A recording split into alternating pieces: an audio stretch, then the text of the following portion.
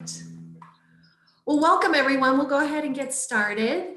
Thank you all for coming. Can everyone hear me okay? I have my headphones on. I see Deb. That's great. Thank you everyone for giving a thumbs up. Hi, so great to see such an awesome group. We have a lot of people on the call today. My name is Lavoie Schuster. I'm the Vice President for Grants and Services here at ECCF, Essex County Community Foundation.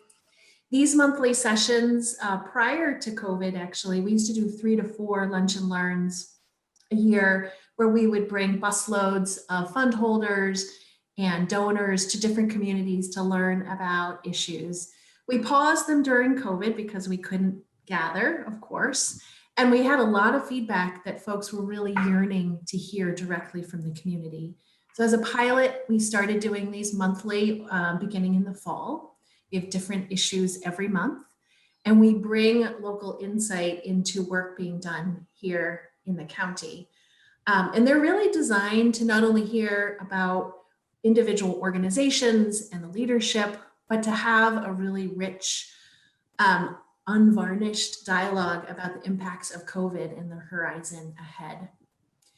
In response to the COVID-19 pandemic and the murder of George Floyd and increased awareness of violence against Black people and the events surrounding the presidential election, ECCF also has embarked intentionally about the dialogue around racial equity, which is our topic today. So we have extended today's session to be a 2-hour session, lunch and learn.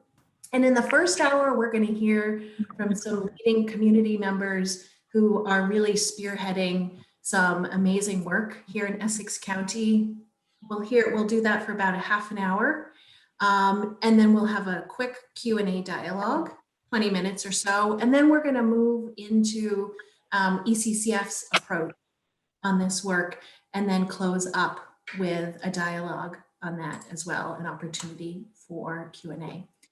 So to ensure that we have enough time to hear from all of our wonderful speakers, I'm going to go ahead and introduce folks. We have this first slate for the first hour rather. We have Nicole McClain, who's the founder and president at North Shore Juneteenth Association, followed by Marquis Victor, who's the founding executive director at Elevated Thought. Then Dr. Alexandra Piñeros-Shields, who's the executive director at ECCO.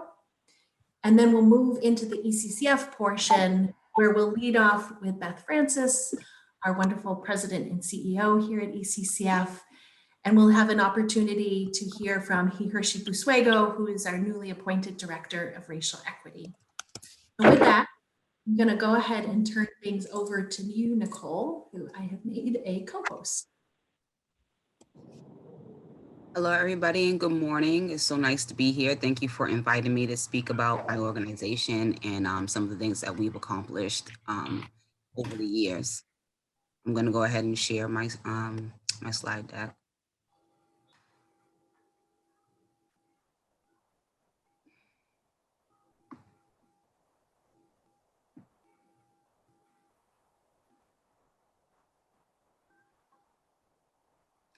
So we are North Shore Juneteenth Association. We're a nonprofit organization. Our presentation today is going to cover our mission of our organization and a little bit about the Juneteenth holiday. And then I'll take some questions when it's appropriate. I don't know if it's going to be right away or after everyone is done. We'll do Q&A right after everyone is done. Okay. So our mission is the North Shore Juneteenth Association is a group of community leaders seeking to create awareness about the Juneteenth holiday, educate the broader community about positive aspects of African-American culture, and assist with dismantling racism through programming and events, using programming and events as tools for change.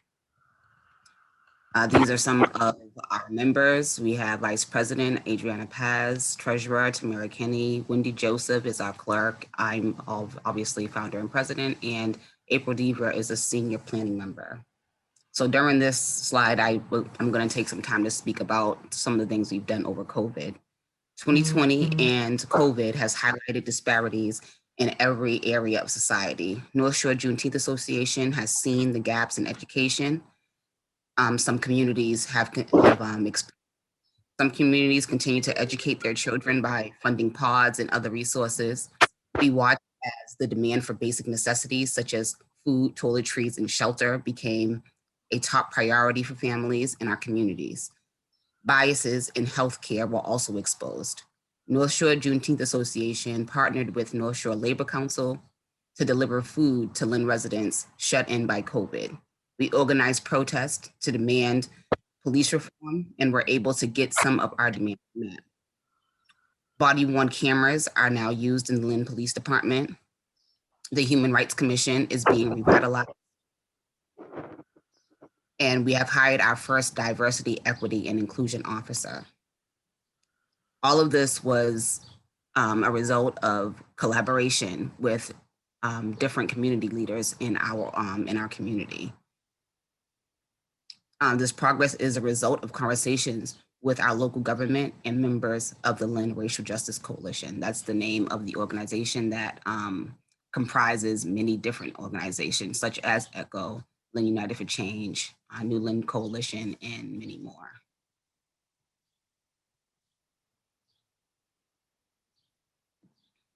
This is our origin story. Throughout my childhood, I was always going to Boston to celebrate Juneteenth, and it was something that I wanted to bring closer to home. So originally, it was all about just having a celebration of African-American experiences closer to home on the North Shore. And then my son was experienced police brutality on his way home from school. And this opened my eyes to just, I've always known that, you know, Black people have been perceived as an issue or a problem in society, but to have it happen so close to home, I wanted to do more to, you know, expose the North Shore to positive images of Black American culture. So that's when the whole dismantling racism and making positive images of Black Americans was added to the mission of the Juneteenth organization. Every year we have programming and events, as I said, that assist us in maintaining our mission. In 2020, we had our first Black Excellence Display, which just highlighted all of the Black Americans in the Lynn community and let it be known that we contribute a lot to our communities on the North Shore. So these are some of the people that were in the front there. There's some of the people that were honored as displaying Black excellence on the North Shore. We have a Juneteenth flag raising every year where we speak about the Juneteenth holiday. Yesterday was the one in Lynn, and we also had one in Wakefield on Monday. Today we're having one in Beverly at 4 p.m. This is our Black Excellence 5K that we've had every year, and that's coming up on August 14th. During this run, there's little known and well-known Black Americans on the route so that the walkers and runners can see those images. We also have a family-friendly paint night we offer to organizations, and we offer to the community of Lynn as well. And obviously the Juneteenth celebration, which is happening in Lynn on Saturday from 1 to 5 p.m. at the Lynn Museum. We have vendors, we have spoken word, dance. We just celebrate African-American culture during this event. And the Hats and Heels High Tea as well, where, you know, it was started off with being just for women to speak about Black issues and to dress nicely while doing it. But now it's, men are also invited to this event to enjoy, you know, learning new things that are happening in the Black community. Here's a little bit of history about the Juneteenth holiday. As the Civil War came to, hold on, I can't see. As the Civil War came to a close in 1865, numerous people remained enslaved and their lives continued as if freedom did not exist. Juneteenth became the most prominent Emancipation Day holiday in the United States for Black Americans.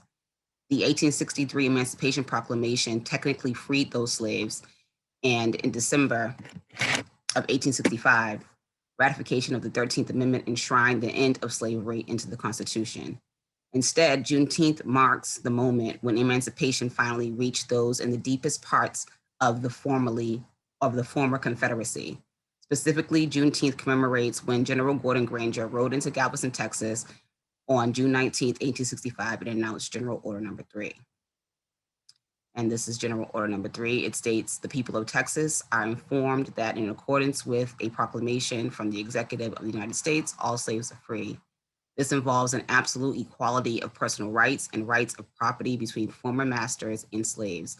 And the connection heretofore existing between them becomes that between employer and hired labor. The freedmen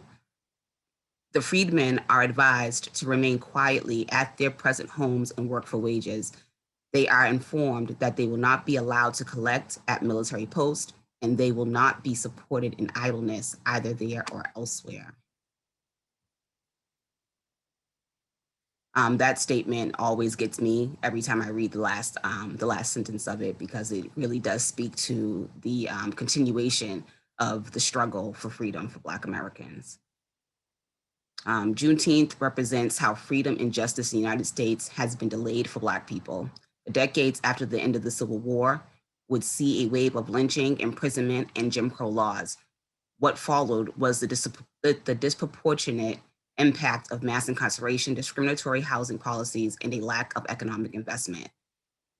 Now, as national attention remains focused on acts of police violence and various racial profiling incidents, it is clear that while progress has happened, considerable barriers continue to impede that progress. Celebrating the Juneteenth holiday acknowledges the freedom and contributions of Black Americans. This is the Juneteenth flag. It is red, white, and blue to show that Black Americans are Americans and that Black history is American history. It was created by Ben Haith in 1997, and the vision was brought to life by Lisa Jean Graff, who was an illustrator. Some people don't know that there's a Black national anthem, so I just wanted to put that in there. These are some of the words to that. And at every flag raising, we usually have this song sung as the flag is raised. These are some ways that you can help the North Shore Juneteenth Association. You can become a member, volunteer, attend an event, follow us on Facebook and Instagram at NS Juneteenth, and subscribe to our newsletter. And please, we just heard recently that Juneteenth is on its way to becoming a national holiday, a federal holiday. It passed in the Senate yesterday. So you can still contact your state rep and senators and tell them to support Juneteenth National Holiday Bill, HR 1320. But as I said, it's on its way. So hopefully everything goes well in the next house that it's in. And this is basically the end. Thank you for listening. Thank you so much. These references are all excellent, and we will be sharing out 5 things that we learned with all of the links and resources, as well as additional notes about our conversations.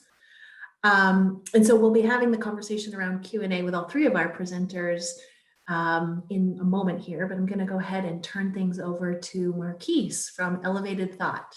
I have you as a co-host, Marquis, so you can go ahead and share your deck. Oh, cool. Peace to everybody. Good afternoon. I hope y'all feeling all right today. Let's get right into it. I'm gonna go pretty swiftly because I know usually these type of panels and conversations, the Q&A is where everything pops off. So I'm looking forward to getting there. Share my screen with y'all real quick. Everybody see that okay? Good, good, good. All right, all right. Full screen, here we go. Okay. I'm Marquis Victor, founder, executive director of Elevated Thoughts. ET is an art and social justice organization based in Lawrence, Massachusetts, and we actively address social injustice through creative youth development. There we go. Creative youth development, beautification projects, youth organizing, and paid opportunities for BIPOC creatives. At our core, we believe art is a form of liberation, and that, as we've seen throughout our history, and I've seen in my own personal experience, that once young people develop a foundation of self, and leveraging creativity to do that, they're able to put their mind and eyes towards the social landscape and understand, or begin to understand, the systematic oppression that surrounds and is a long time existing element and of the fabric of where they live in generations before them. And so once they're able to do that, we've been able to have young people move into leadership, have a vision of creative change, and provide opportunities both in that vein creatively and through leadership, but also financially as well, as they get involved with commission projects and other elements of public art that's tied to their activism. So just a little brief overview of our social impact. We've employed over 30 Lawrence young people over the past 2 years. We've distributed over $250,000 in paychecks for young people in that same time frame.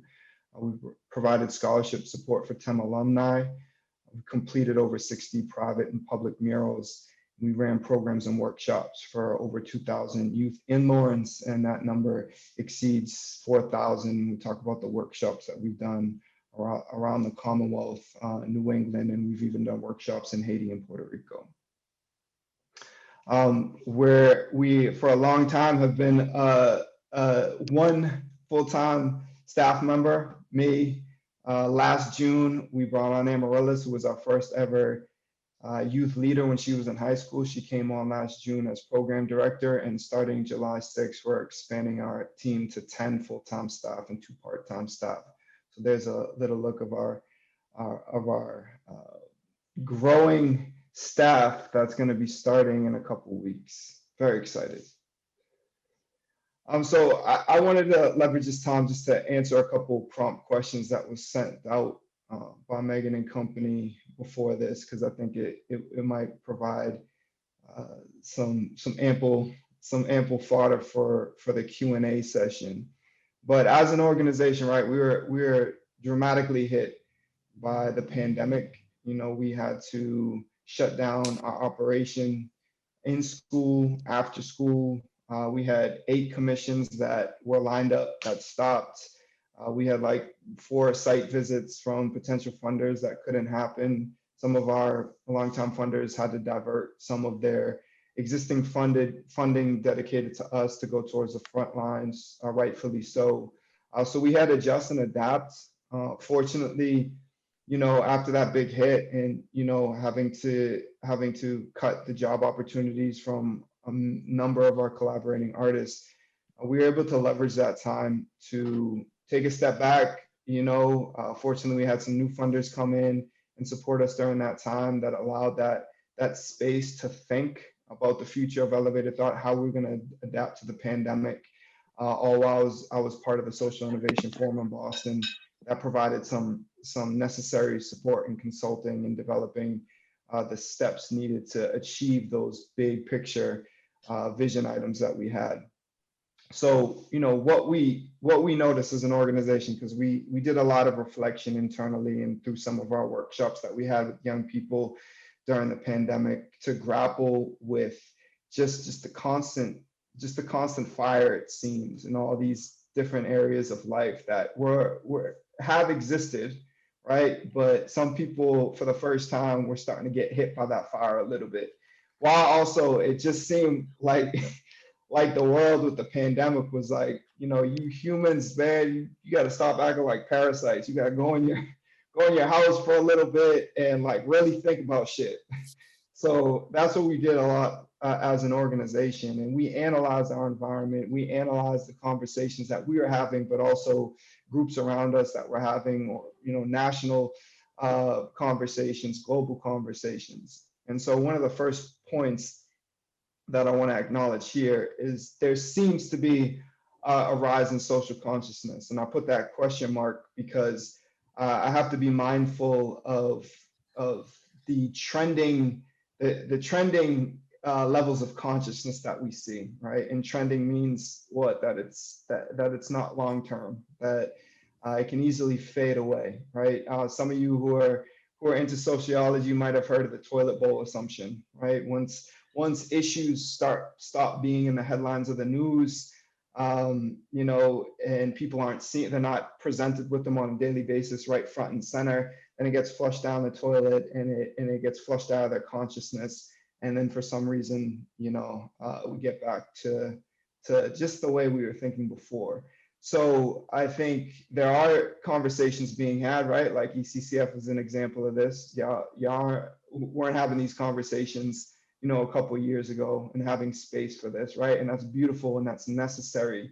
And we hope that this is something that's going to be consistent and sustainable, and that we're able to hold people accountable to make sure that this is at the forefront of their vision moving forward with their work.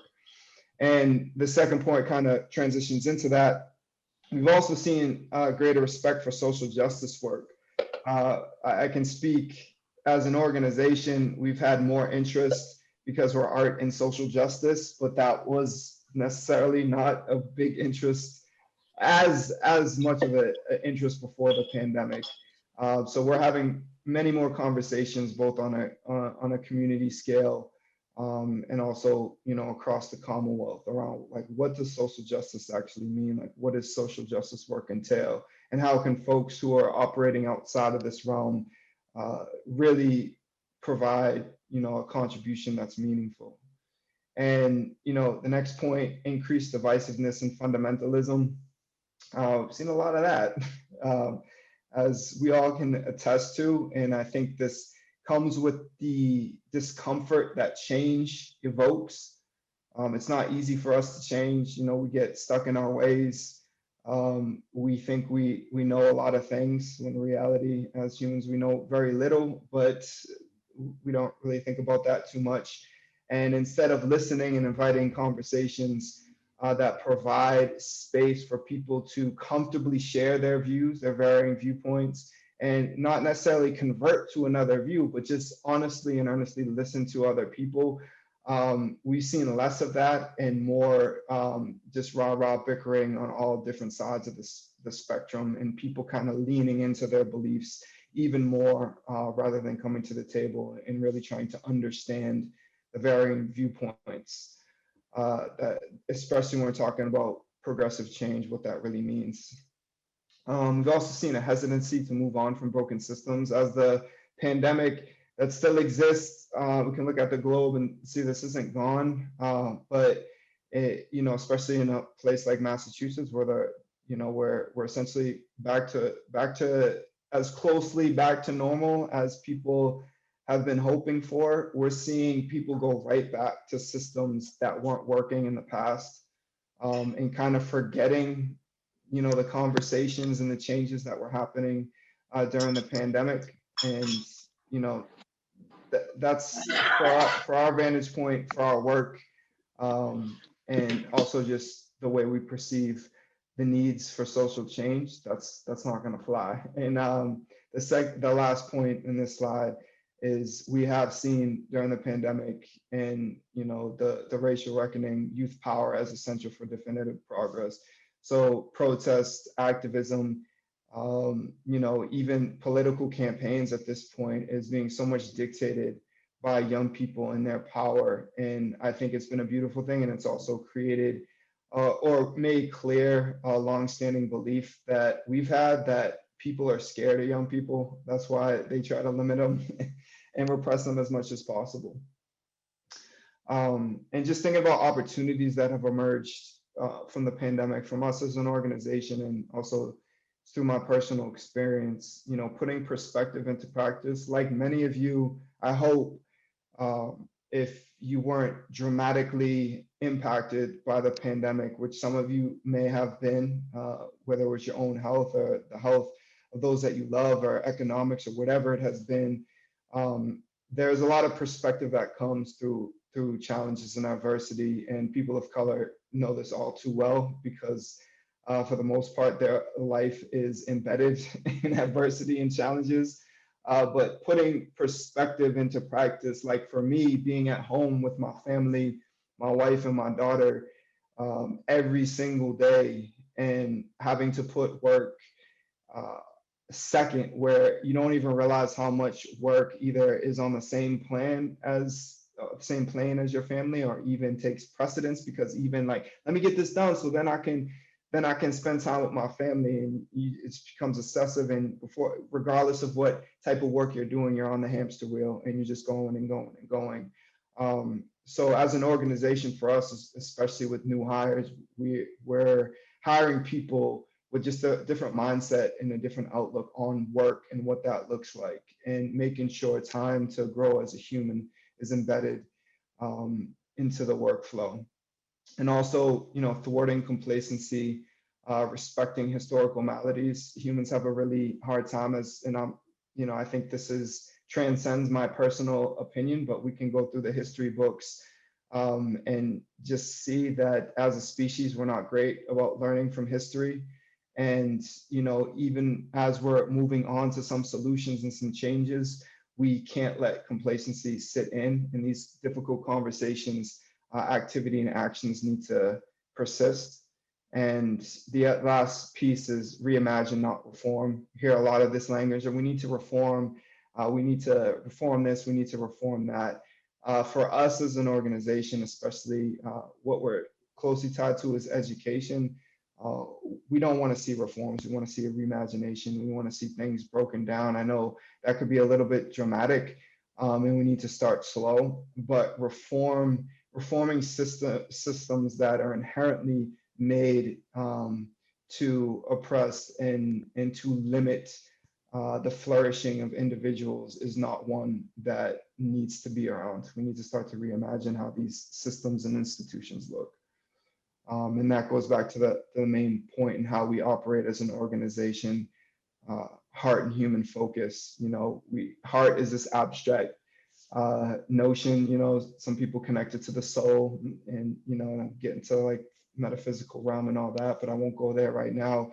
But really thinking about, humans and brothers and sisters and in between, and just what is good for us as a collective species, and how do we work in unison, not just as a species, but with the planet, in a more harmonious way. And this sounds, borderline utopian, but the way that we operate hasn't been working. And as I mentioned before, especially for marginalized communities, but it's not working for us collectively as a species. It's not working for the planet. So what happens if we start to shift our mindset and have more of a heart and human focus? And creativity for us is critical to that reality. Yeah, thank you. Thank you, Marquis. I can't wait for the dialogue here in a few more moments, but I want to make sure that we have enough time for our next speaker, Dr. Alexandra Piñeros-Shields, who is the Executive Director at ECCO. So I'll turn things over to you, Dr. Shields. I wanted to start off by saying thank you to ECCF for holding this event. I think the more conversations we can have about race, the more analyses that we can have about race, the more voices that we can hear about race, the better off we'll be. As Marquis has said, the better off the species will be. And so I'm really very honored to be here with Nicole and Marquis, and I thank the foundation. I will now share my screen.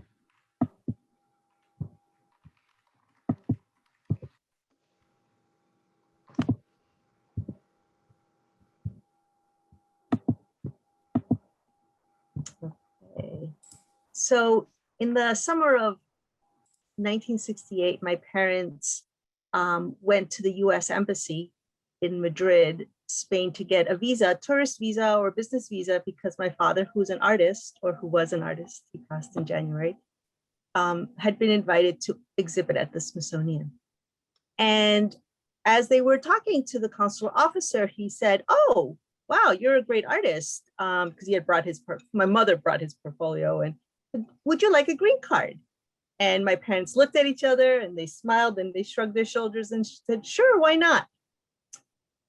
And that is how we got our green cards and entered the United States. And that experience taught me that our immigration policies are racist, Eurocentric, classist, and unfair. And we came to the United States. And it turns out that artists, as probably Marquis will agree, have a hard time. And not only in the United States, in many places. And so very quickly their savings were gone and we struggled.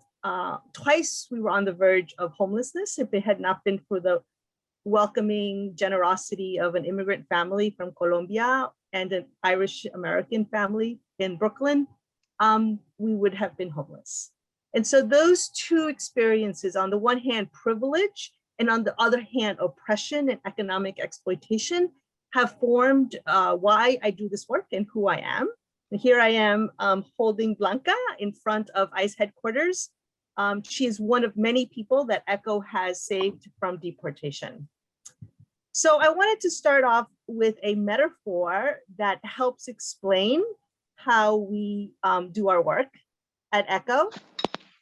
And it's, as many of you know, right? Miners used to take a canary down into the mine, and as they worked mining, they kept an eye on the canary. If the canary dies, they know that there's toxic fumes, and it's time to get out of the mine because eventually they're going to die too. So African-American Black legal scholar Lonnie Guinier at Harvard Law School and Gerald Torres at the University of Texas have written this wonderful book called The Miner's Canary, Enlisting Race, Resisting Power, and Transforming Democracy. And they say that race is like the canary, that we are the first to fall. But it's really not about us, right? It's about the mind. There's nothing wrong with us. It's the mind that's toxic. The people of color are the first to experience the political and economic toxicities of society. And so we at ECCO use this to help us decide on what work we do and how we view it. But given the question that has been posed to us about COVID is like the canary in the mine, right?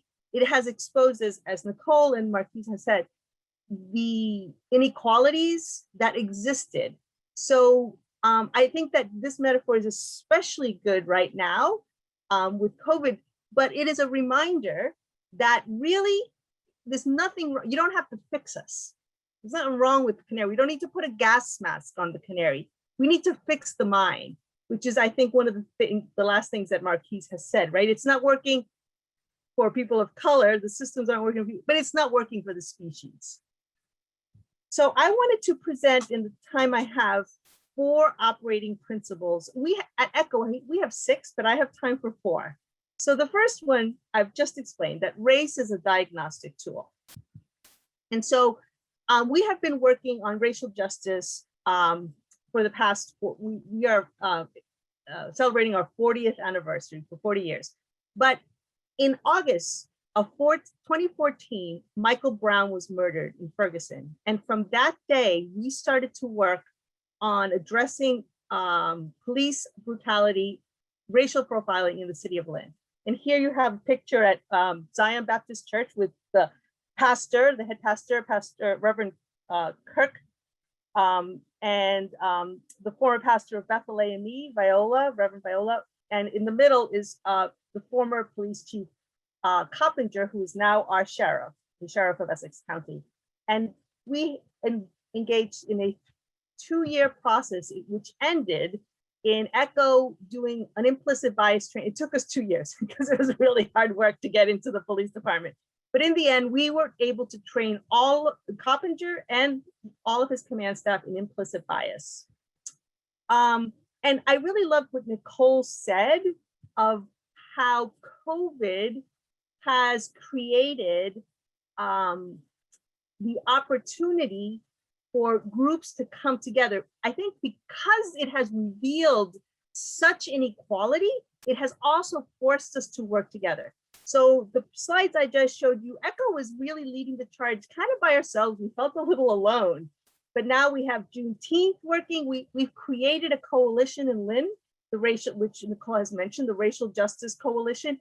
And we had this, after the killing of George Floyd, we had a 200-car caravan from Salem District Court all the way to police headquarters. And Nicole has already said that we've gotten, as a coalition, body cameras for the police department to be using. And right now the mayor has put $500,000 into the city budget, which will be voted on next week, for the establishment of an unarmed crisis response team, so that when there's a mental health emergency, the police don't show up with guns, because we know that doesn't end well. And this is the result of working together. Operating principle number 2, those closest to the pain should lead our work. So we have created an undocumented women's worker cooperative. It's a cleaning co-op. So if you need your homes cleaned, they are incorporated and insured. It's called Shine Together. And it came out of what they said they needed. So our leaders, our immigrant leaders said, we, especially the women, the undocumented women, we want to provide for our families. And so over the course of the last 3 years, we have created this worker cooperative in which profits are shared. And we are looking to start other Black owned and Latino owned worker cooperatives to increase Black and Latino economic power. This is another example of an extraordinary event that was identified by our leaders. So right after the election of Donald Trump, our immigrant leaders were really afraid. Our undocumented leaders were really afraid, and they wanted to create better policies, because at the state level, we are really behind most states in our immigrant rights policies. We don't have driver's licenses for undocumented folks. 18 states do. We don't have in-state tuition for undocumented youth. And so they said, we need to do a rally at the State House, but it should be led by children. And that was their idea. It was an idea that was birthed in the basement of Immaculate Conception Church in Salem. And I want to take a minute just to show you a 20-second clip.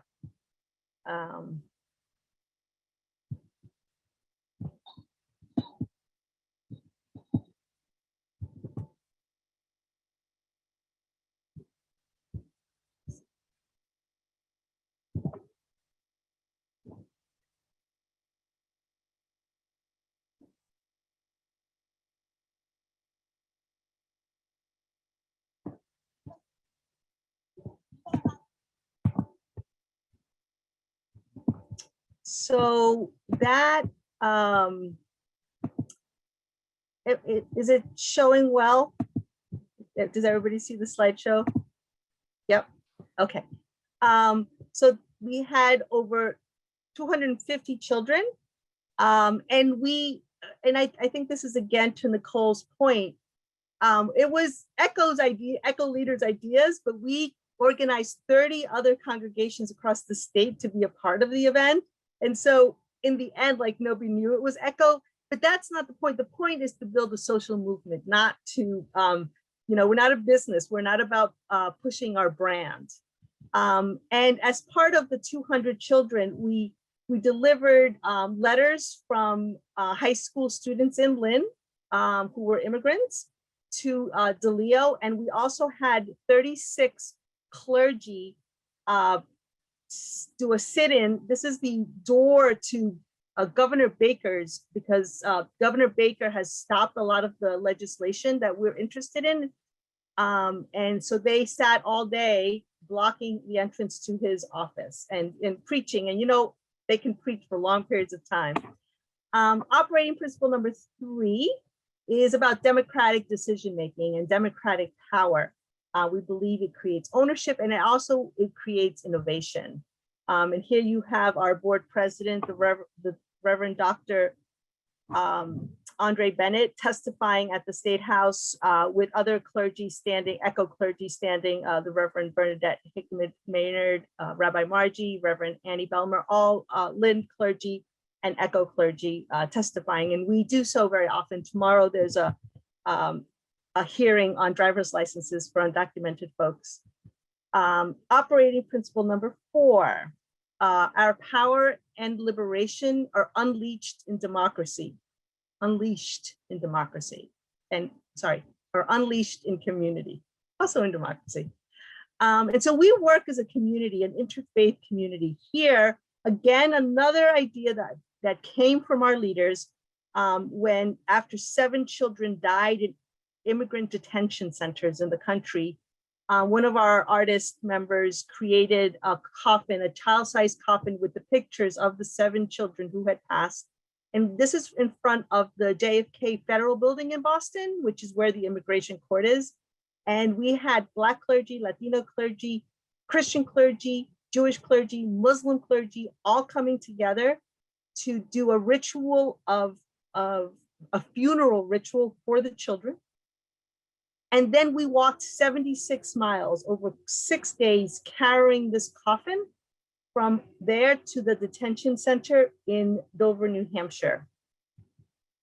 We plan together, and like I said, it's interfaith, it's interracial, and it's also interclass because we're a county-wide organization. So we meet mostly in Lynn, but we have members throughout Essex County. And that's part of our power, that we believe in community across race, across class, across religions. Here we are in front of Governor Baker's house, and the women decided that they wanted to pray. These immigrant women wanted to pray over Governor Baker to soften his heart, to secure some relief from him. And so here they are praying. And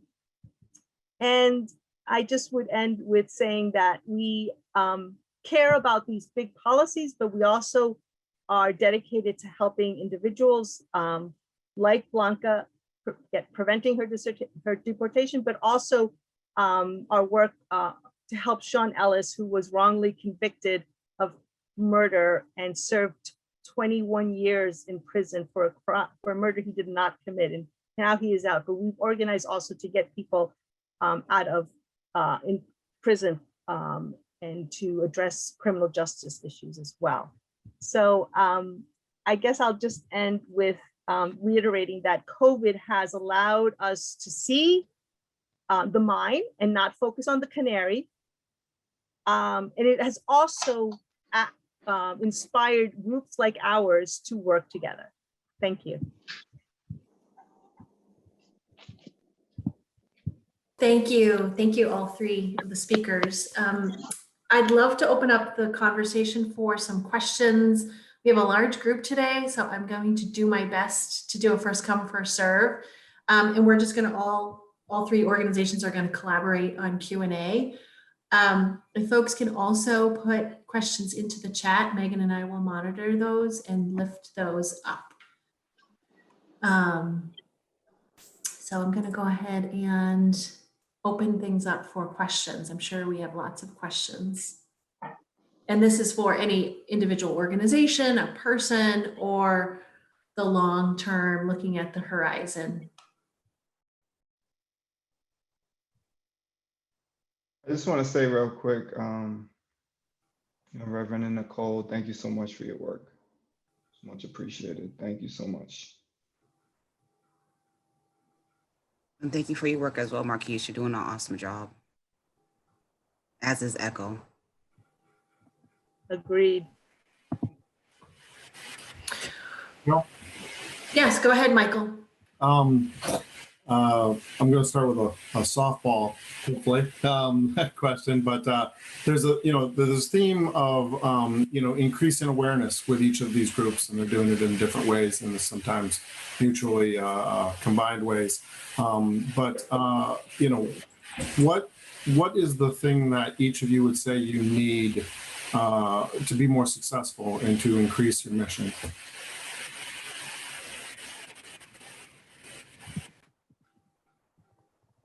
We can just kind of go popcorn, whoever wants to jump in first. Alexandra, you're still unmuted. Do you want to jump in first? Sure. So right now we have 6 months of operating expenses. Our budget is $400,000. And as ED, that's really scary to me. I know that 6 months is, I've been told, is okay for a nonprofit, but it's really unnerving. And so I guess funding and, you know, community organizing and advocacy political work is not funded to the degree that social service delivery, right? So let's go back to the canary. The canary needs help, right? The canary is suffocating, the canary is dying. So we need social services. And also we need to fix the mind. ECCO is focused, the Essex County Community Organization is focused on fixing the mind. There's not a lot of money for fixing the mind. It's hard to fix the mind. It's much easier to help the canary, put a gas mask on the canary. So funding. And number two is we believe that until we change the public discourse, the understandings of what the problem is, that we actually won't succeed. We use a theory of power from John Gaventa. He wrote a brilliant book called The Power and Powerlessness, Quiescence and Rebellion in an Appalachian Valley. And he says there's 3 levels of power. First level, who wins and who loses in a contest, like an election. Second level, the rules of the game that dictate who's going to win and who's going to lose, like gerrymandering or all those voter repression policies that are being enacted all over the country. And then the third are the public discourses that are used, that a society is committed to, that justify the first level, that justify who wins and who loses, like the American dream, pulling yourself up by your bootstrap. And so, like, if you're not, so like that educates the society to, well, if they're not making it, it's their own damn fault. They're not working hard enough, right? Those narratives. And so the second thing I would say is we want to change those narratives. That's why we do so many public visible actions, because we want to change. And that's why the work that Marquis is doing and Nicole are doing, that changes the narrative, that are visuals, are like, art is so important. Rituals that Nicole are doing are so important because they are affecting that third level of power. Yeah, I want to answer that question, but I have to follow up a point that you just made, Alexandra. So I got in a conversation with one of my close friends, and he brought that up, and it's my brother. We veered, philosophically further apart over the years, but still my brother, and we can have open dialogue. So, he brought that what you just said, like the bootstrap thing, to the table, right? He said, well, I came from a single mother, I did that, I'm a person of color, like I did this, like I just don't understand why more people can't just do it. It's like effort. You got to work hard and you got to do it. Like, yeah, to do anything in life, you got to work hard, right? But like what you're not understanding is like you're not reflecting, and you're not allowing yourself true introspection on the privileges that you had and the doors that were presented, and you rightfully like went through and were guided and supported in going through those doors, right? The problem with the way society is structured is people ain't even seeing those doors. They don't even know that they exist. And when those doors do in rare instances present themselves, they don't know what to do when they go through it, because they've never had support, they've never had conversations, they've never had guidance. And so they don't know what to do oftentimes when they go through them. So that argument, it doesn't fly with me, because there's so many factors, especially from an environmental and a generational vantage point, that we really have to consider, that it's just not that simple, right? And that's not to say, yeah, there are some lazy people out there for sure, but to stamp it as like this group in society is like this because they don't work hard enough, that's, to me, is pure ignorance. So some of y'all might have this view on this call, and in full respect, you have your view, but you're not looking at the big picture, in my opinion. And I think you need to do some further introspection.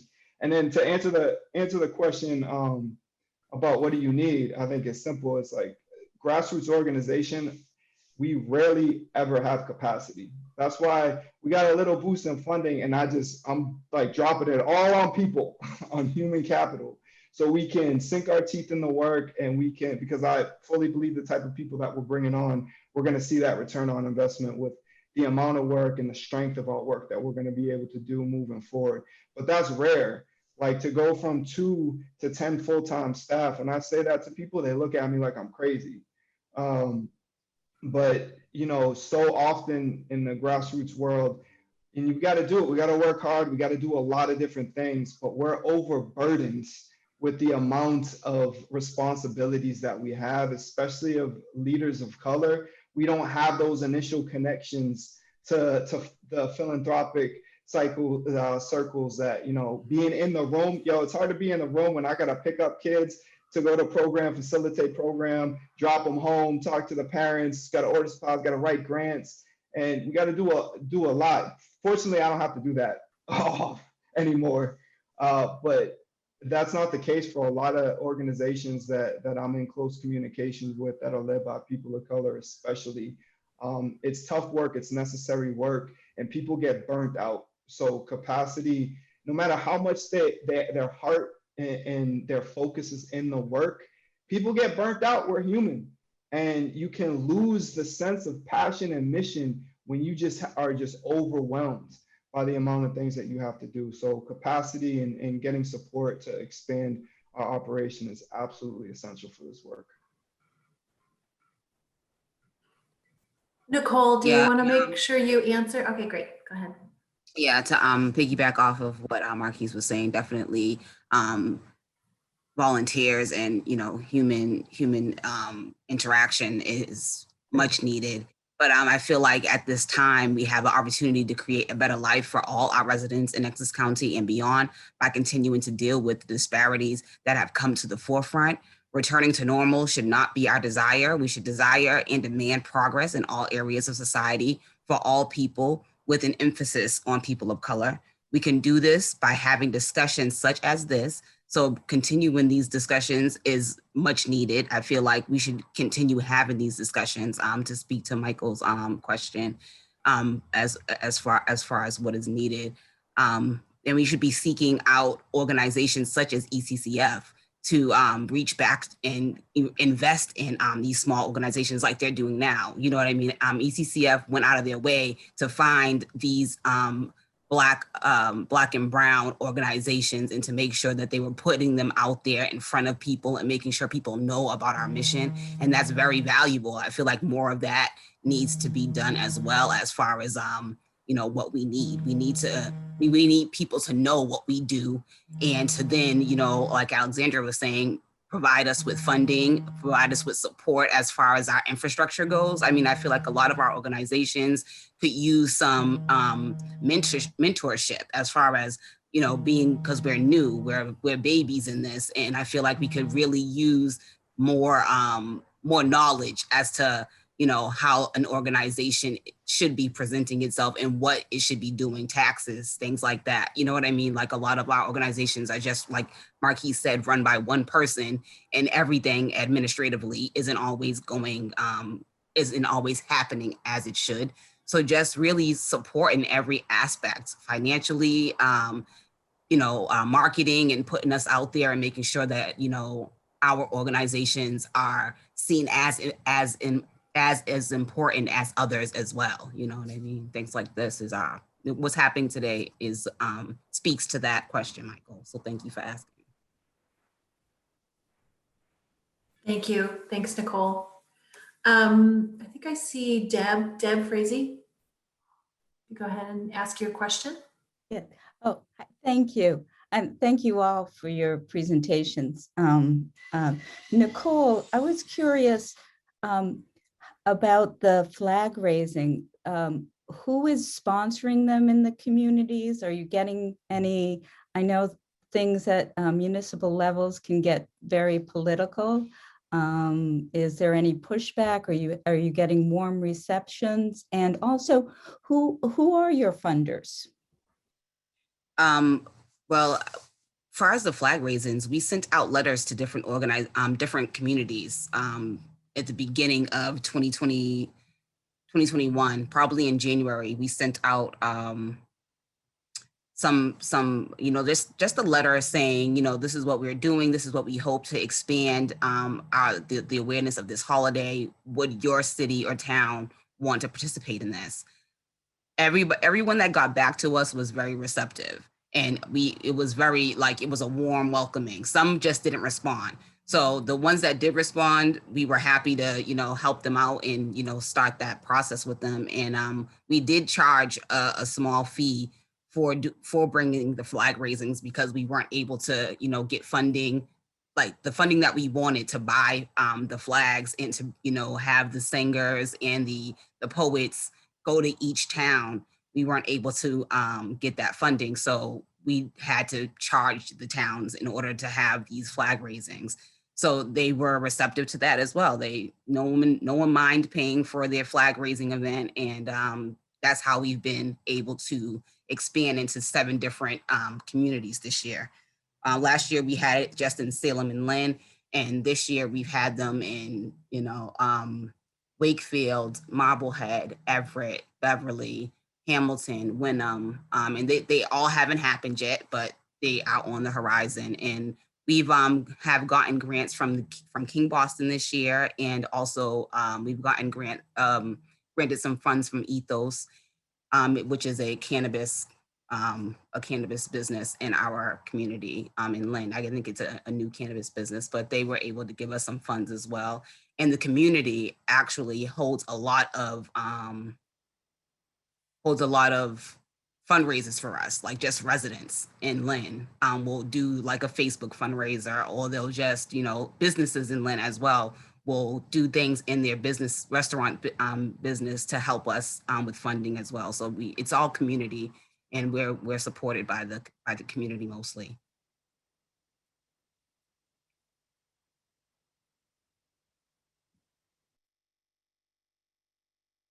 So I'm on mute. I apologize, I'm on mute. Are there additional opportunities for Alexandra or Marquis to share who your other funders are, or in terms of any pushback that you've experienced in the community, and kind of to tag on to that question? And then I want to make sure I see Teresa has a question, and I see one other. I mean, I'll answer that question real quick. Historically, we haven't had the easiest time. Like, we've had some core funders that invested in us early, early meaning when we are really starting to focus our work in Lawrence around 2014, and they've been with us since. And it's, the early days, it presented some challenges in speaking on art and social justice. And for me, I had to learn a lot into how to make it accessible in terms of speaking on like what that actually meant. Funders they're not trying to figure out what critical consciousness means. So, you had to, it's not dumbing it down, it's just making it in a way that's accessible. I'm talking too loud, I'm sorry, honey, that's my daughter. But, as we've grown a little bit, and we've just allowing the work to speak for ourselves and seeing the impact on how that works with young people, and how the young people then are taking their own development as creators and thinkers and bringing that out in the community, and how the community is engaging with that. So I think, just the longer that you're around, to put it in professional terms, your portfolio grows, and you just get to point to the work. And it's easier to then, carry on a conversation after you have that visual or audio that you can internalize. I do think it still is challenging, because again, people are on different sides of the political spectrum, and our young people are dictating the themes and the content through the research that they're doing in the community, through the conversation that they're having with their peers. And if they're working on a project, it just might be too much for some folks, and they see that it might be a turnoff. and it might be scary for them.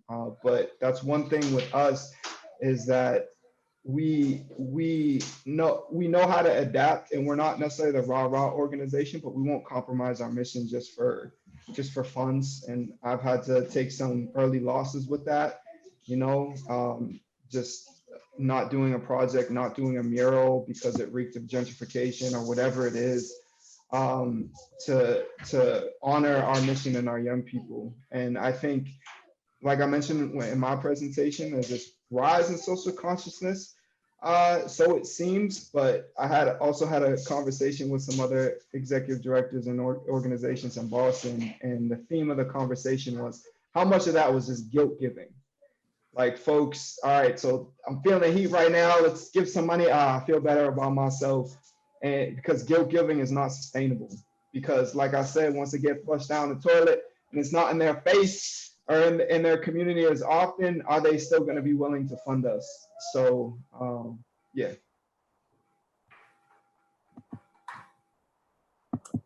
I guess I could add a few thoughts, like 2 points. First, who funds us?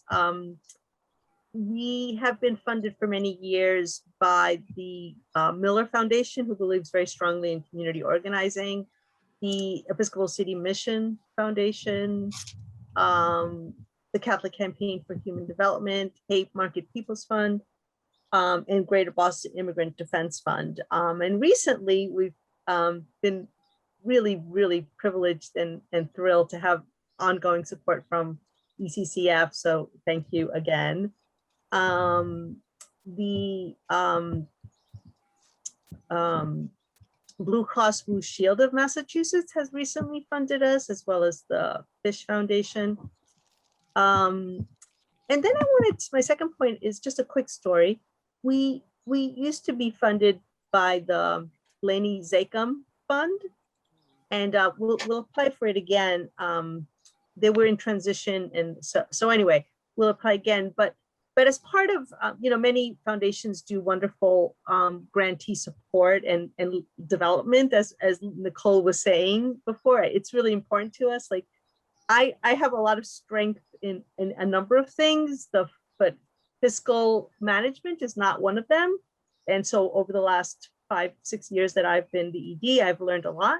And so they had a lot of opportunities for professional development. And I went to a workshop on individual donors at the Laney Zachem Fund, and they had this very accomplished person doing the workshop. It was really very useful. But one of the activities that they did was, it was in a large room somewhere in Boston, and it was round tables. It was about 100 people there, representing numerous organizations, numerous nonprofits, and they put these little signs on tables, and they asked us, everybody, to stand up, and then they asked us, go to the table that represents who your a high funder, a high level individual donor is. And so it was like, one table said $500 and up to like $10,000, $20,000. And then everybody sat down. We all sat back down. And I had, for some reason, I think I was getting another cup of coffee or something. So I was standing, so I could see the room, and I was standing right next to the former ED of the Laney Zachem Fund. And I said to her, look at the color of the room. And she just looked, and then like her eyes widened, because it was so racialized. So all the people of color EDs were sitting around tables that had as high donors someone who donates $100, $500, a top $1,000. $1,000 was a big donor. And then in the tables where a high donor was like 10,000 or 20,000, there were no EDs of color. And so, I mean, they weren't trying to do a racial experiment, but it turned out to be a racial experiment.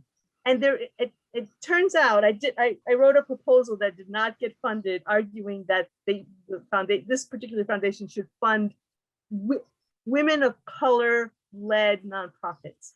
And so in order to write that proposal, I did a lot of research, and I found out that nonprofits that are led by people of color, and in particular women of color, just don't, we don't get the foundation money, but we also don't have, because of our life experiences, we don't have the social capital and the connections to secure individual donors, high level individual donors.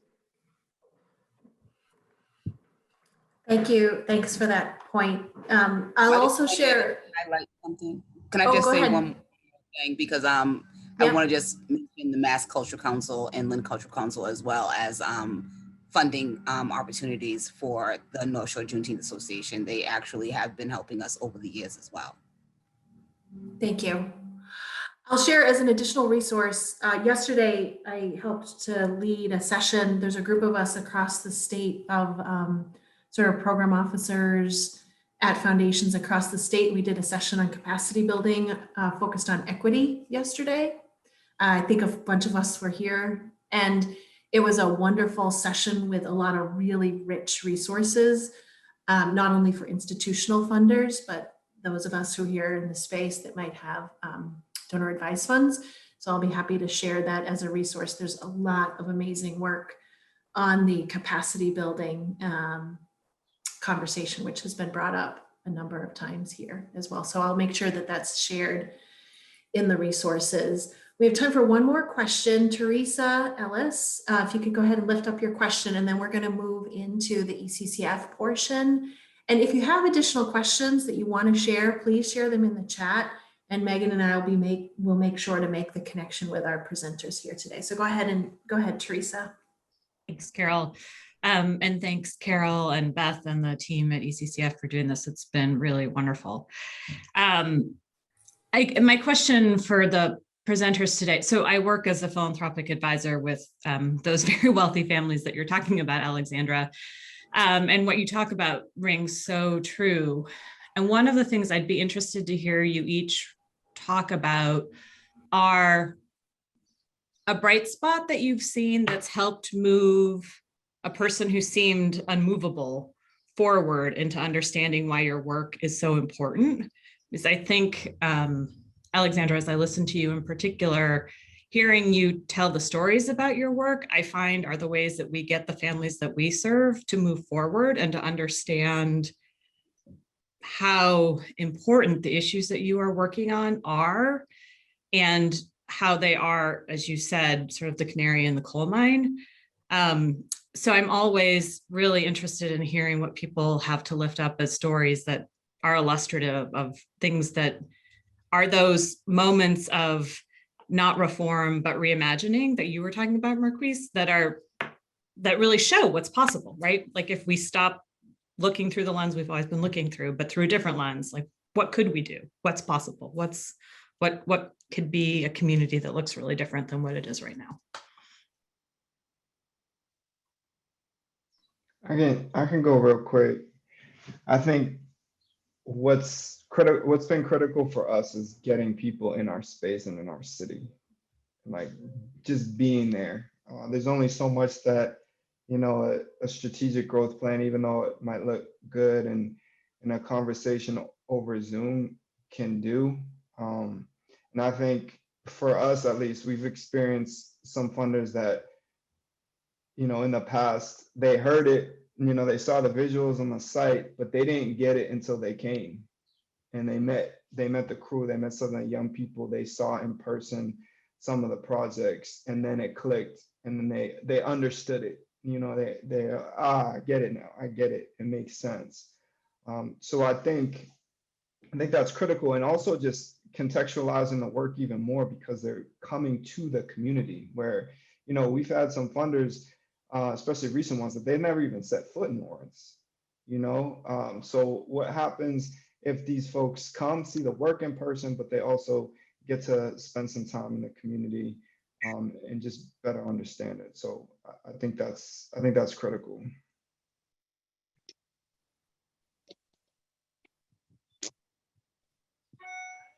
Alexandra or Nicole?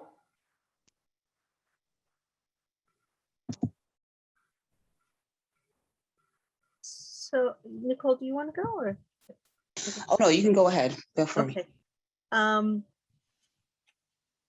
Yeah, so we have a clerk, so ECCO, I don't know if you must have, I don't know if I mentioned it, but you probably figured out from the pictures. It's an interfaith organization. And so we have sort of one clergy person who kind of in and out of coming to events and then leaving, and had some like initial he is a white male clergy person, and was interested and cared, but had concerns about the work and about the politics, and but over time, what has really the reason why I'm choosing him is that he's our biggest individual donor, and he on a yearly basis over the last 3 or 4 years, he's given us about, not all in one chunk, but over the course of a year, maybe about $6,000. So for us, that's huge. Like way above anybody else. And it was because he was and I guess it's the theme that we're talking about here. So I don't think I'm saying anything new. And I think that this is what you said, Teresa, like it was because he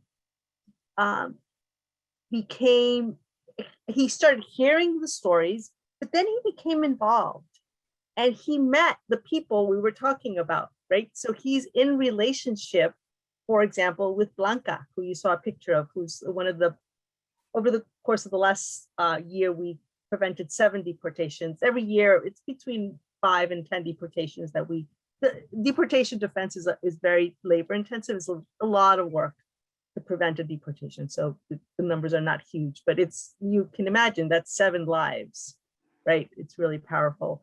But he's in relationship with this woman from Honduras, who's on our board now and is part of the Shine Together co-op. Anyway, and that has and he actually is an immigrant. He's from Europe, but his experience, and he has a PhD and he's a reverend, right? His experience of immigration is very different, and he has learned so much. And so I think that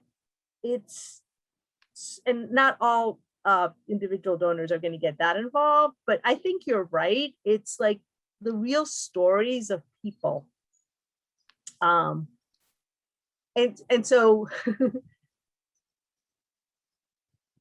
for us, it's a balance of like, we just have had an intern, actually it's an international intern from the University of Valencia, but she is collecting stories because we keep talking about the mine and that it's not about the canaries, but really it's the story of the canaries that change people's hearts.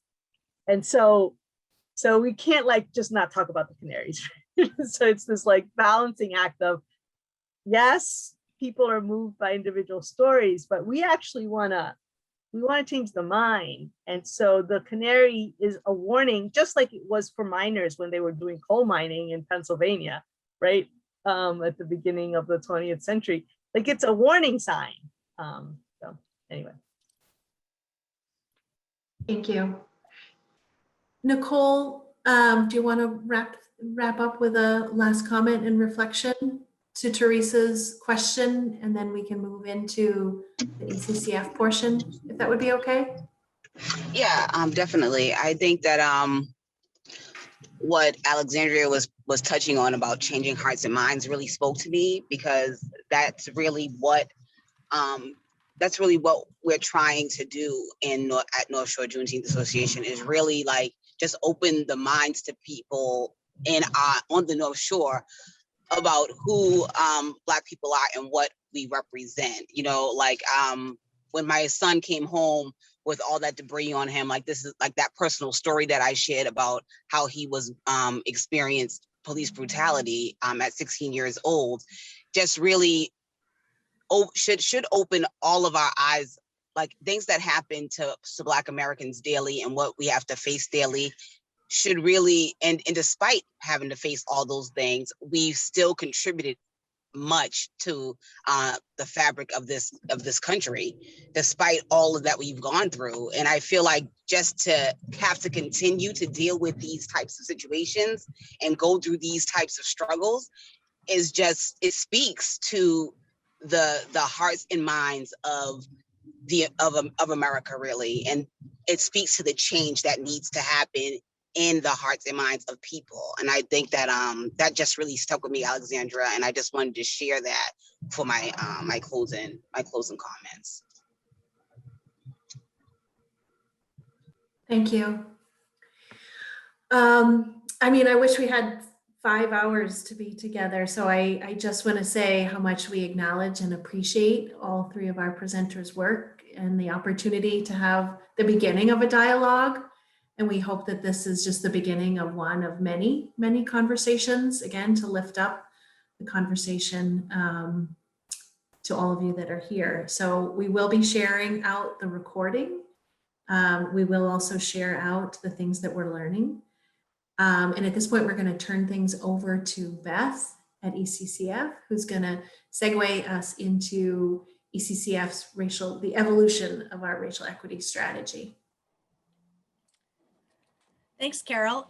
So while Megan's pulling up our slide deck, I again just want to extend my thanks to our guest speakers for your important work in advancing racial equity and racial justice here in Essex County. Just when I think I know a lot about our local nonprofits, I continue to learn so much more on these lunch and learns. And we just want to thank you for taking the time to join us today and to enlighten us all about the work that you're doing.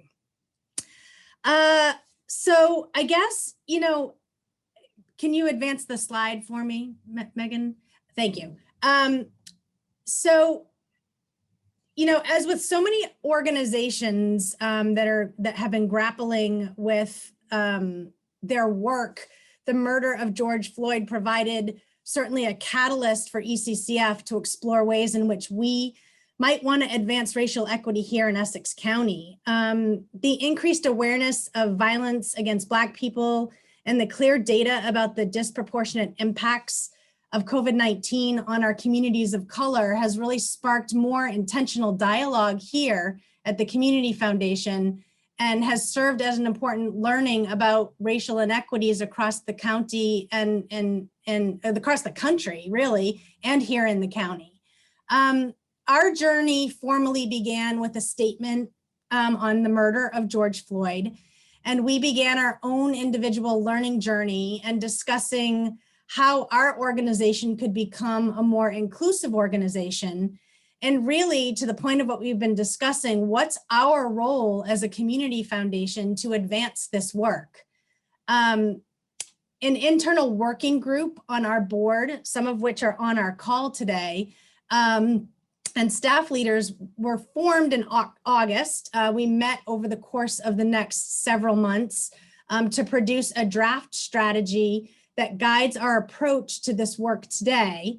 And as we drafted and presented the strategy to our full board for approval, we began making immediate investments to create and share racial equity learning opportunities and data. I think you've heard from Alexandra and from Marquis and Nicole. We've made some investments in some of our community's most important organizations doing racial equity work. We did this internally, this learning and this strategy setting with staff and board in October. And externally for nonprofits and community leaders, we did this through multiple workshops focused on diversity, equity, and inclusion and racial equity that began last September.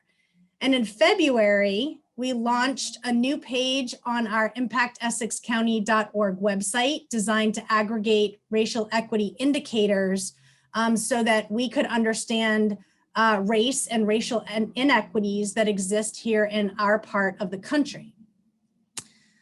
Also this past February, we convened a new group of leaders and stewards of this work, a newly formed racial equity committee comprised of both board members and community leaders that are deeply knowledgeable and experienced in racial equity they're guiding us in this implementation of this strategy and the future evolution of the work.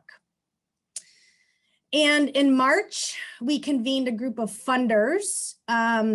They were both institutional funders and individual fund holders here at the Community Foundation for an introductory conversation about racial equity in Essex County. And most recently, we also in April and in May continued our commitment to providing racial equity learning opportunities through workshops at our annual board leader conference, the Institute for Trustees. All this really sharing and to say that we were trying to find a way in which we were matching the time it takes to have dialogue and strategy setting with actually doing work. And so we are at the stage where we are at today to share with you the vision and the strategy that is guiding the work here at our Community Foundation. So Megan, if you can advance this slide, there we go. Many of you have heard us reference the fact that we were creating this strategy as we were developing it. And I've been asked over the last 6 months by so many of you, like, when are you going to be willing to share it? When is it going to be ready? And when can we understand, what it is that this strategy will be and how it will have an impact either for my nonprofit or my grant making, all the different stakeholders that we have at the Community Foundation. So today is the day. Our board has adopted this and our Racial Equity Committee has helped it evolve with greater insight and impact. But to be clear, I just want to put it on the table that this is a new effort for us. And we expect that as we continue its evolution with those individuals who are guiding this work with us, we will continue to learn and grow, and our strategy certainly will continue to evolve. We thought that we'd provide a high-level overview of the strategy today in the remaining time that we have, and we'll hone in on the overarching purpose and the 3 pillars where we envision actions and movement taking place. This is a snapshot, as visual that you can see. We're going to dive a little bit deeper. You don't have to figure out, I can't read it. We'll advance some slides that will show it, but I'm a visual girl. So seeing the work on one page is how I digest things. So in this view, you can see that we have a purpose in building the strategy. It's really the why of the work ahead of us. And you'll notice that we have 3 pillars of work, and all of those pillars have strategies and actions that fall within it. Can you advance the slide for me, Megan? So we'll start with our purpose as to why this work for the Community Foundation. First, we want to ensure that ECCF is an equitable and inclusive organization. So our purpose with this strategy is to look inside and model the change that we want to see in the world. So that's the first purpose. The second reason for this strategy is we want to actively leverage our resources, relationships, and platforms that we have to advance racial equity and racial justice in Essex County. We do so much to strengthen the economic equity for people in our systems change work through our grant making and in our communities of color. We can use those relationships and platforms to advance racial equity too. So that's the second purpose. And then the third purpose is we understand and know that we are continuously assessing and evaluating our learning, our operational practices, and our investments for effectiveness at advancing racial equity. So we're not interested in just going along and doing it and checking a box. We really want to be effective in the work that we're doing, and we'll continue to evaluate what we do for its impact. So just a few takeaways on that point. Hopefully that purpose gets across, that we acknowledge that this work is both internal and external within our organization and across our entire county footprint. We recognize that we sit at the intersection of a number of different stakeholders, donors, fund holders, advisors to funds, our board, our staff, our nonprofit relationships, our grantees. So the point being is that we're one part of this system. And finally, you know, that we're a learning organization and that we're constantly learning, adjusting, and growing, and that is not going to change. I'm going to turn it over to Hehershe to do a deeper dive to start us off in our 3 pillars so you can get an understanding of what the work ahead is for us.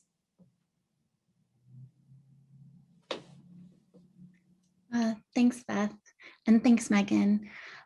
So our strategy, as Beth described, is organized around these 3 pillars: listen, learn, and reflect, organizational action, and systemic change, each with corresponding visions that will serve to ground the work that we do every day. Importantly, though the 3 pillars are presented here as distinct columns, there are definite intersections and overlaps throughout, and each pillar reinforces the others. We'll walk through these in more detail, but you're welcome to read through the vision statements as they're presented here. But essentially, in listen, learn, and reflect, our intention is that learning is not just for learning's sake, but grounds and informs us and spurs change both internally and externally. Organizational action is about actualizing practices, policies, and culture that will both create conditions for more racially equitable outcomes and model ways of helping to advance racial equity and racial justice in the world. Finally, systemic change acknowledges, again, that ECCF has potentially influence on our various stakeholders. And this explores ways that we can advance change, not just as an individual organization, but in community and in coalition with other folks in the broader social change ecosystem. So as you know, Beth shared, within each pillar, in addition to the respective visions, we're actively building out corresponding goals, strategies, and actions to be explored, real tangible ways that we can advance this work and these goals. We're working with the Racial Equity Committee to help us decide which of these strategies and actions to prioritize, and kind of concurrently advise and guide us on how to best implement and evolve these strategies and actions moving forward. So Beth and I, to give you a better sense of what this could look like in practice, we'll walk you through what the high-level goals are for each.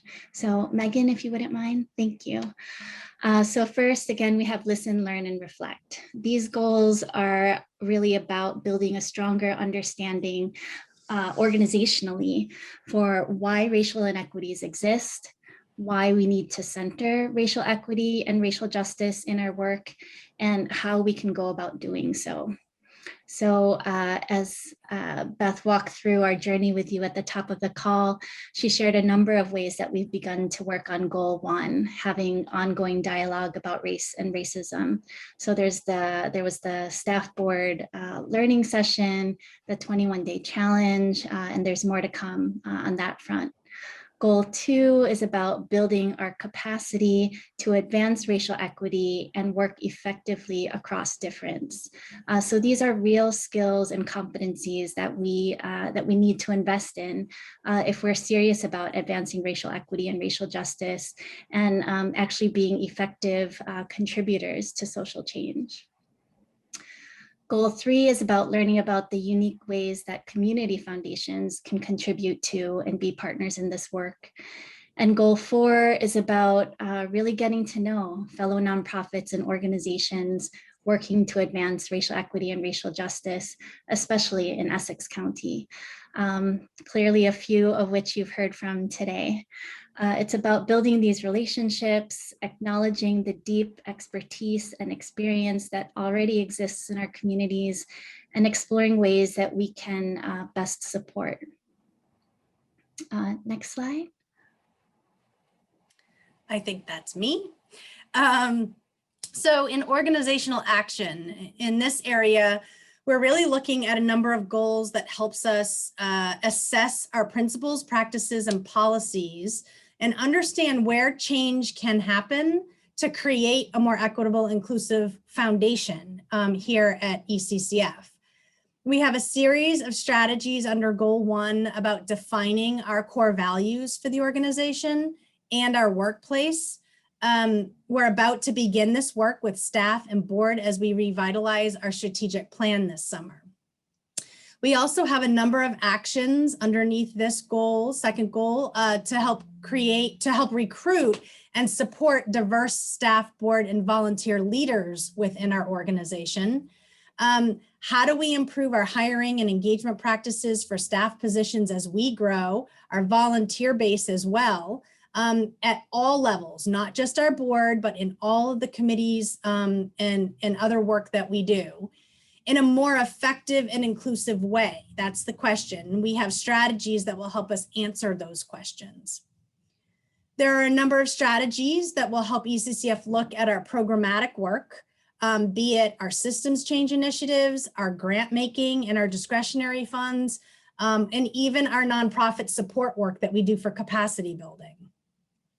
And finally, we'll look at our operations with a racial equity lens. So whether it be supporting our donors in learning and creating and improving grant making, or in our finance and investment practices, or even how we communicate about racial equity and our communities of color in our work. I am learning a ton about asset framing and how we talk about ourselves and the work, particularly about our communities of color. So looking at our operations and doing things with a racial equity lens.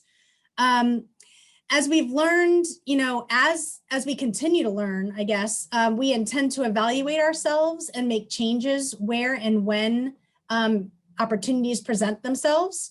And we've already begun some of this work with changing hiring practices and volunteer recruitment efforts that we are already starting to see some impact from that knowledge we've learned and actions that we're taking here in the Community Foundation, and we expect to do much more of that in the coming months and years in this work. We can advance the slide to the third area.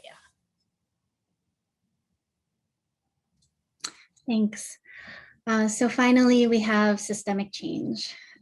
This pillar acknowledges, again, that we are just one part of a much larger social change ecosystem, and understands that systemic change really only comes about in community and in coalition with others.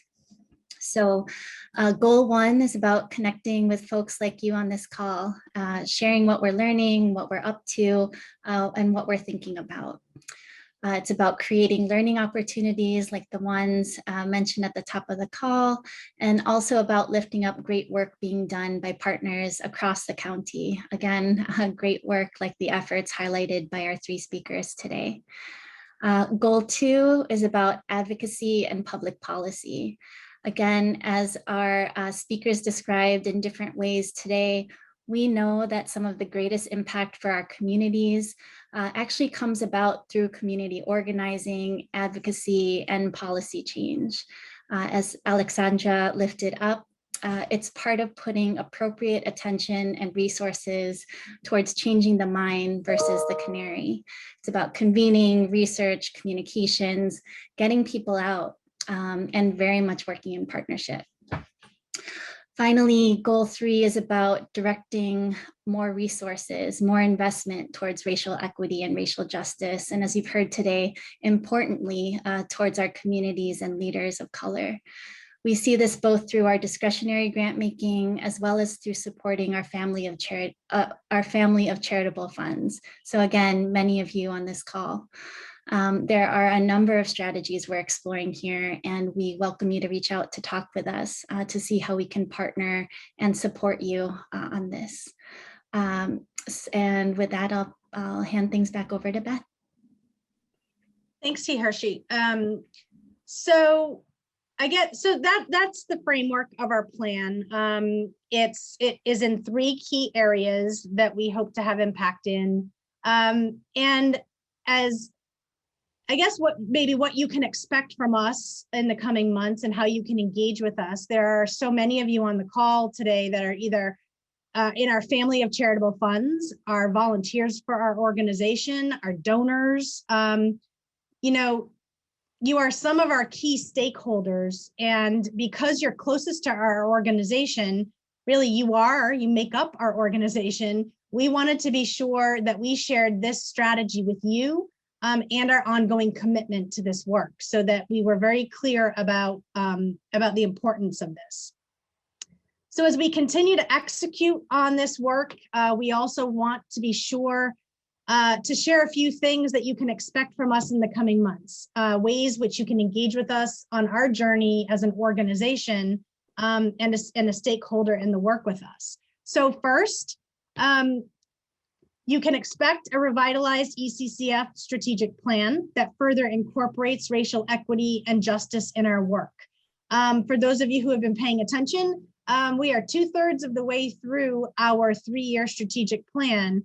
And in our current plan, we've referenced doing racial equity work, but we didn't have it clearly defined. And the world has certainly changed in the last 1.5 years. And so we will be revitalizing that and working with our stakeholders through that process. Next, you can expect continued capacity building workshops for stakeholders like our nonprofits. We will continue to partner with other organizations to offer high quality workshops on this work. Through our partnership with the other 14 Massachusetts community foundations, we are funding a cohort of learning right now for nonprofits looking to advance racial equity in their own organizations. We also partner with the People's United Bank on a series of workshops that have included racial equity as topic areas. And we also fund and work closely with Enterprise Bank on a dedicated effort on racial equity for the nonprofit sector. And we'll continue to do this work. And always our stakeholders are invited to the table. As we document our learning and evaluate the effectiveness of these learning tools, we will share and provide opportunities for fundholders, donors, other stakeholders to join us. By share, I mean we will produce a digital library of learning opportunities for any and all to access. We're working on that right now. And by opportunities to engage, I'll use the 21-day racial equity challenge as just one example. After our staff did this back in April, they provided us with terrific feedback on this, and we're making some small changes to the curriculum. And now our board is going to be engaging in the 21-day racial equity challenge during the summer. Once we've done it internally, we can share that publicly, but we also will continue to offer the challenge for other stakeholders in the organization in the coming months as it rolls out. So those are just some examples of what you can expect in the next few months coming out of our work.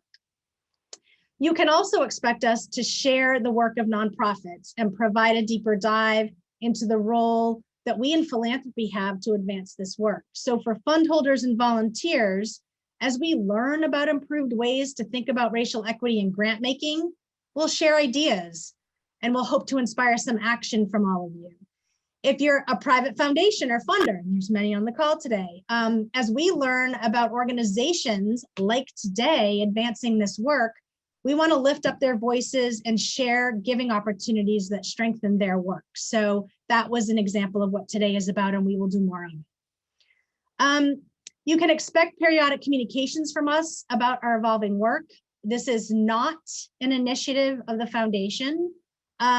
We purposefully have not labeled it that way.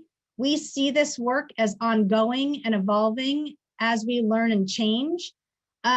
So we'll communicate with our ECCF community along the way and invite you to join us in the journey when those opportunities are appropriate and you have interest to do so. I'll note that we have other key stakeholders as well: nonprofit leaders, grantee partners, public officials, community leaders, and we plan to have conversations with them as well in the coming months after we're a little bit further along in our internal exploration. That third pillar of work, the external work, that systemic change work, is really about leveraging our relationships across the county and amplifying what we are learning and doing with others across the county. We have a lot of work to do, but we're beginning this journey, and we hope that you'll join us in making this kind of change happen that we'd like to see across the county. So let's stop talking, stop sharing. We are happy to answer any questions that you have. Or maybe you have a couple more questions for our amazing presenters. But before I kind of finish up, I just want to also acknowledge John Colucci is on our call today. He is the board president of Essex County Community Foundation, co-leading this racial equity work with us. And we're very excited to have on the call today Ana Colmenero, who is the chair of our Racial Equity Committee and a board member with our community foundation, who is the true champion pushing this work for the organization. So I want to thank them for joining us today and the hard work that has led us to here, with so much more work to be done in the work that we're planning to do. I'll stop, and anybody wants to raise their hand, ask questions, you can ask it of any of us from the Community Foundation or our presenters. I think Deb's hand is up. Thank you. Hand raise thing, the clapping, the clap icon, the hand icon. Thank you, Beth, and thank you, ECCF. You've really been a great source for me as a staff of a private foundation operating on the North Shore. You have provided a lot of great information, great model, and I look forward to hearing more from you folks. Thank you, and and a great panel today. But do you think that that philanthropy has philanthropy done? Has it had a reckoning? Has it had a adequate reckoning about its historic role in perpetuating systemic racism? I'm looking for source. I'm looking to dig into that, and if there's any recommendations, I'm familiar with and have read the Decolonizing book by Edgar Villanueva, I think, which I found inspiring. But there's got to be more, right? Is there an effort underway? Your thoughts on that. And again, thank you. And Deb has been joining us on all of these other funder conversations. And I think that I'll answer it with two pieces to it. One, I think that the more we're learning, and I'll just only speak about our community foundation, the more we're learning, the greater confidence I can say in answering your question that we as a sector have not lived up to what we need to do for our responsibility in advancing this work, as one part of it. And as two, it's changing. I am seeing things change. I see funders caring about this. I see funders investing in this work. I'm going to be quite honest. Other than Marquis, who we've been engaged with in other efforts with funding from the Community Foundation, we didn't fund ECCO, and we haven't funded Juneteenth in our history. So I think that the more we're learning and the more we understand, the changes will come. I'm seeing it in the philanthropic sector right now. We're all at this place. And if you look around, I forget who had this point, Alexandra maybe had this point about when you look at funders, we're all white. And I'm generalizing, but the vast majority of us are white. And we are not, we have a significant learning curve to understand the privilege and where philanthropic dollars can have impact. And so but what I do see is a yearning to understand and to put resources towards that. But because we're funders, right, we want to do it smartly. Smartly, is that a word? We want to be smart about it. And we want to be effective with it. And so it's just taking us some time, but we got to hurry up and get there. That's just my comment to answer your question. And anybody else can feel free to answer as well. Yeah, I'll follow up, Beth. I think your answer was right on. And I would add, Deb, that I don't think the philanthropic sector is any different than other sectors. One, and number two, I don't think the philanthropic sector was colorblind or racially blind prior to George Floyd's murder, prior to Black Lives Matter, which goes back to 2014 and the killing of Michael Brown. I think that the whole apparatus of our nation, our educational system, trains us to analyze things at the individual level and not at the macro level. It doesn't give our children, our educational system doesn't give our children, doesn't give us the tools to do systemic analysis, to ask questions at the systemic level. And so what ends up happening is that whether it's in the philanthropic world, and I served on the board of a foundation for 8 years, the Episcopal City Mission Foundation in Boston. It gives us the tools to do philanthropy and to help the canary, right? And we saw that the canaries of color, right? We were helping the canaries of color. We were doing a lot of, so it wasn't like we were colorblind, but we were not trying to fix the mind. And so organizations that were focused on fixing the mind were out of our scope because we weren't asking those questions. So I guess I want to be, I want to challenge us, and I also want to be fair and say it wasn't like we were any worse than anybody else because we didn't have the tools. And this is, I think, part of what the benefit, right? The benefits of COVID is like, we were starting to be focused on systemic analysis. And so my PhD is in social policy.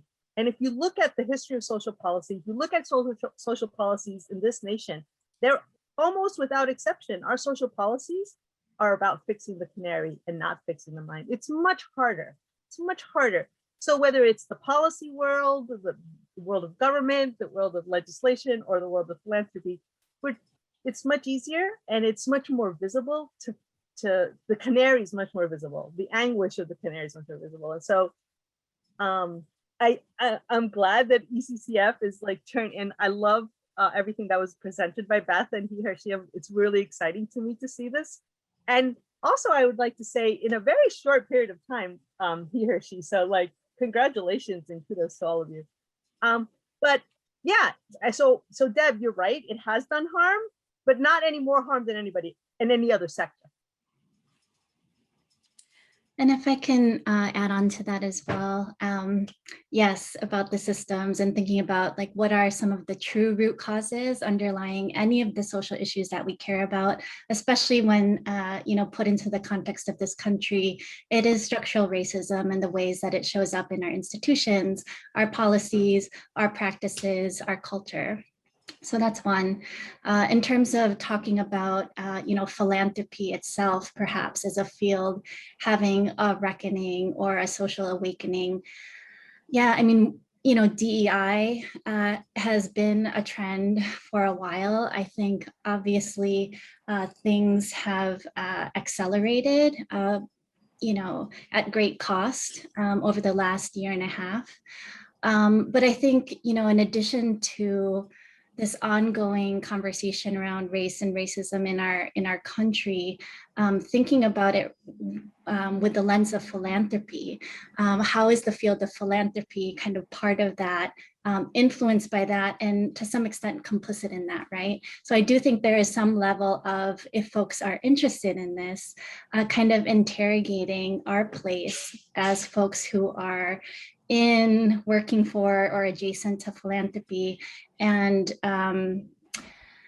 what that means in the context of advancing racial equity and importantly racial justice.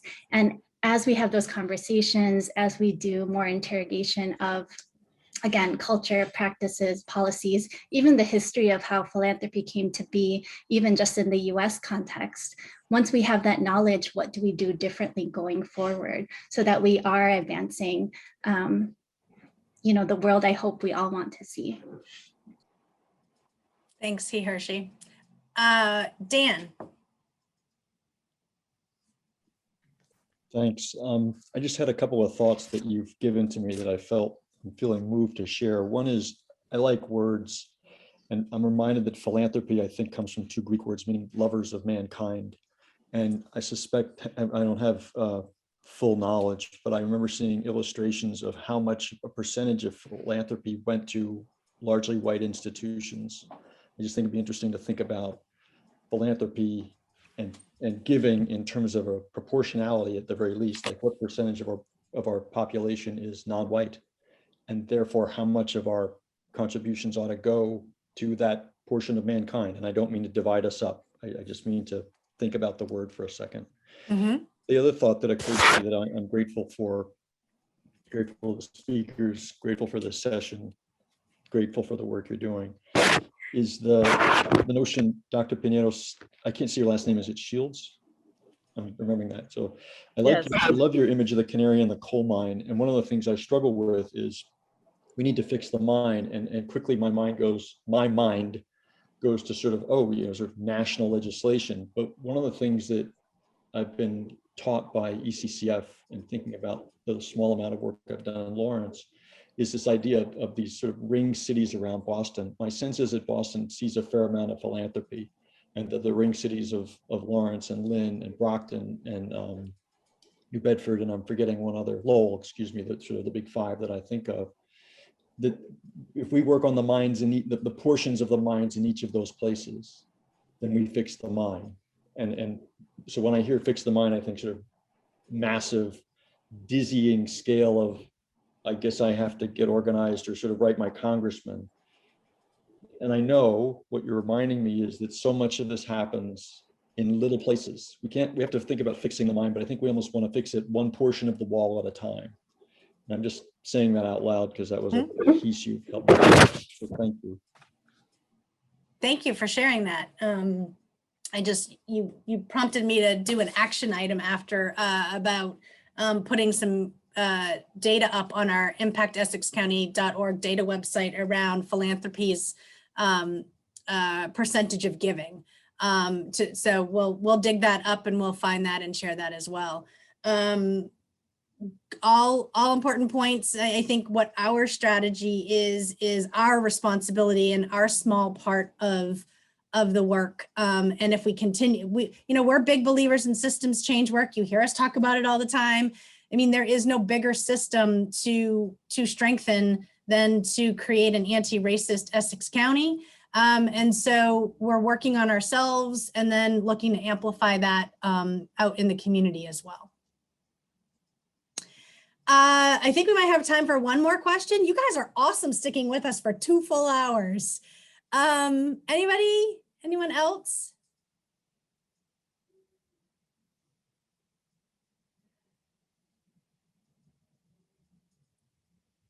Okay. I don't know, Carol, did you want to wrap us up? But I'd like to say thank you to you all for the great questions. I again want to thank Alexandra and Nicole and Marquis for joining us today. It was extremely enlightening. I've now had the chance to meet with Alexandra. Like, I did a workshop. I had a one-on-one with her. And one of the biggest takeaways for me has been the canary concept. And that was a big aha moment for me a couple months ago. And so I appreciate you taking the time today, but sharing those little tidbits of knowledge that it's something that we can take with us so that we can continue. And I'll leave it at that for Carol. Yeah, and just thank you to close up here. As Beth said, I'm so delighted that everyone stayed for the full 2 hours. You all are all very busy people, so we appreciate, and it just elevates how important the topic is. The next Lunch and Learn will be on workforce in July. And we have actually just completed our whole series of sessions for next year. So stay tuned. Those will be on our website shortly. We have a lot of really great programming coming up next year, and I'm sure that you'll all be able to hopefully able to attend any number of them. Stay tuned for the 5 things that we learned, which will come out on Friday. That'll have lots of resources.